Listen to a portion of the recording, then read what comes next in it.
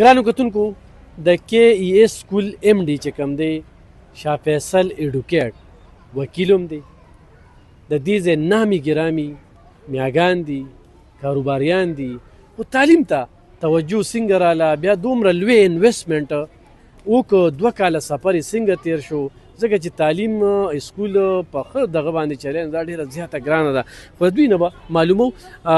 ډېره زیاته مننه جي 2 کاله سفر هم څنګه تیر شو ډېره مهرباني الف خان صاحب تاسو نن رالی موږ له وخت راکړ چونکې روژه هم ده او بیا دې موږ له وخت وکړو نو ستا ډېره شکریه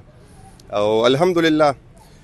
مونږ چې سټارټ اخیسته تاسو راغلی وئ زموږ په غړومبي پروګرام کې نو ستونزې وې راته مخې ته ځکه 400 چې کوم دی نو د تعلیم په مد کې ماشاءالله ښه روانو نو بیا په داسې نامي ګرامي ادارو کې یو خپل نوم جوړول یو خپل مقام جوړول د 400 خلک چې کوم دی هغې ته خپل میسج رسول نو دا غټ سټرګل و الحمدلله د 400 د خلکو چې مونږ کوم مینه ولیده یا نن چې تاسو کوم پیرنټس نه ریویوز واخیستل د هغې کمنټس هم ریکارډ کړل نو الحمدلله زما سینه نور هم غټه شوه او زړه مې غواړي چې دا خو مې یو اداره کوله او کړې د 400 د خلکو لپاره زه کالج او یونیورسټي مې انشاءالله الله پاک وس راکړي طاقت راکړي نو انشاءالله په خیر اراده مې ده چې دې 400 خلکو لپاره نن تقریب تم څنګه اراده لکه دا تقریب ما چې د بسکولینو کې نه لیدل چې نن کوم تقریب راځي یاره الف خان صاحب زه ګورم لکه زما عمر تقریبا شو 37 پلس شو الحمدلله په خو ادارو کې 400 کې مکرم صاحب شاګردان پاتې شو بیا زلاله میډرس کالج کوم اینا پسلا کالج کوم نو زما په خپل ژوند کې چې ما کومه کمزوري لیدلې دي په ادارو کې نو زما کوشش داري چې هغه کمزوري مون ختم کړو د یو الک نه یا د یو جنین ډاکټر جوړ شي انجینیر جوړ شي پایلټ جوړ شي آرمي افسر جوړ شي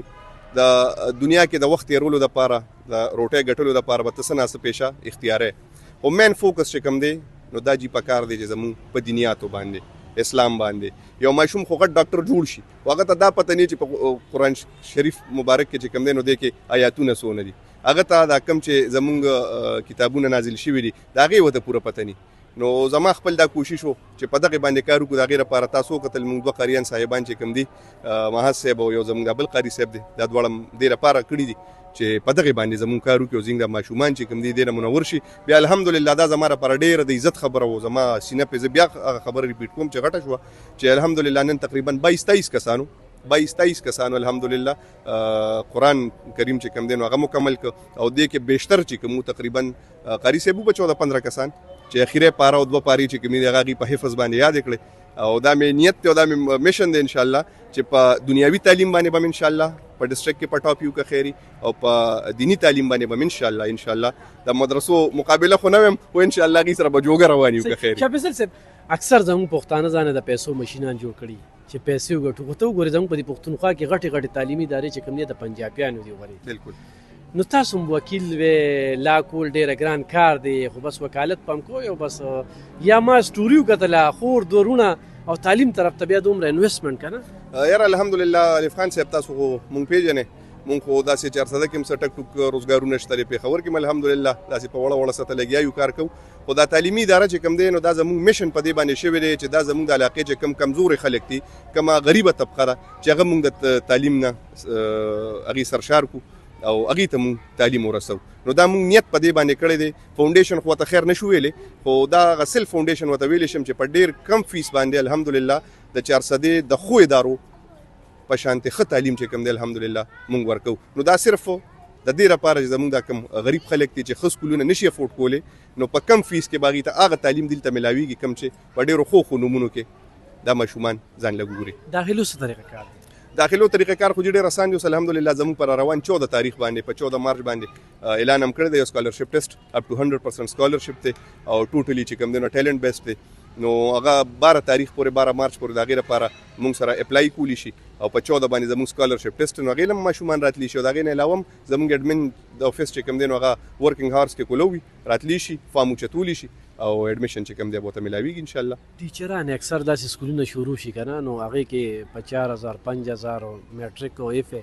یاره الف خان صاحب زما د لومبۍ ورځې نه دا میشن دی او دا مې وینا ده کوم زموږ چې کوم سټاف ممبر و د هغې نه تاسو انټرویو واخیسته نو هغې کې به تاسو کتلي چې هغې کې به پېښور یونیورسټۍ نه فارغه جینکۍ وي هغې کې چې کوم دی نو د اف سی ای یو غټ سکول دی یو غټ چین دی د هغې ماشومانې به تاسو کتلي چې موږ سره ټیچنګ کوي په دې باندې مې د خپلې پرنسپلې ته زموږ چې کوم څونه سټاف دي ټول ته مې دا وینا ده چې ټیچر به ته په دې نه هلې چې د تنخوا کمه ده بالکل د تنخوا د 400 د ډیسټریکټ د لیول نه 15000 8000 10000 هر څونه چې زیاتې بالکل دي زیاتې په دغه مې پروا نشته خو مال یو معیاري ټیچر پکار دی چې مال معیاري بچی راکړي. سبا چې په یو ځای کې ناست دي دا خبره زه بیا ریپیټ کوم بل ورځ مې پروګرام کې کړې وه چې یو ماشوم په یو محفل کې ناست دي نو چې د هغه خبرې حل وي چې دا د یو ښې ادارې بچی دی دا د یو ښې ادارې نه راوتی ماشوم دی او په ده باندې محنت شوی دی. نن د تقریب کې ما اخم په دې وګڼه چې کم زمونږ شهدا دي موږ د دریو واړو بارډرو نه راګیر یو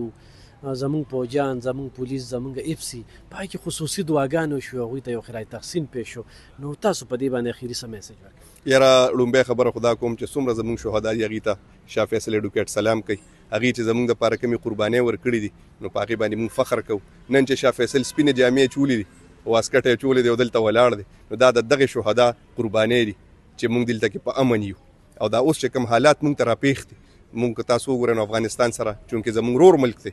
زموږ مسلمان ملک دی خو چې کوم حالات جوړ دي نو هغه شو ایران کې تاسو وګورئ نو موږ سره ډېر زیات چې کوم دی نو دې وخت کې موږ مختلف پریشانیانو سره انډیا چې کوم دی هغه هم راته جیب ښکر چې کوم دی نو هغه راته برابروي نو الله پاک دې رحم وکړي او زه پر خپل فوج باندې په دې باندې فخر کوم د دې لپاره موږ دعاګانې وکړې کم ختم چې موږ که دستاربندي مو کړه په هغې کې مو ته خصوصي دعاګانې وکړې او فخر کوم په پاک فوج باندې او زه بیا دا خبره کوم چې دا فوجي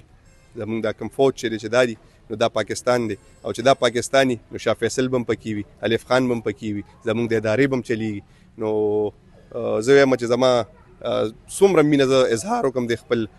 فوج سره د خپل ملک سره نو به کمي او فخر کوم په خپل ملک باندې په خپل فوج باندې.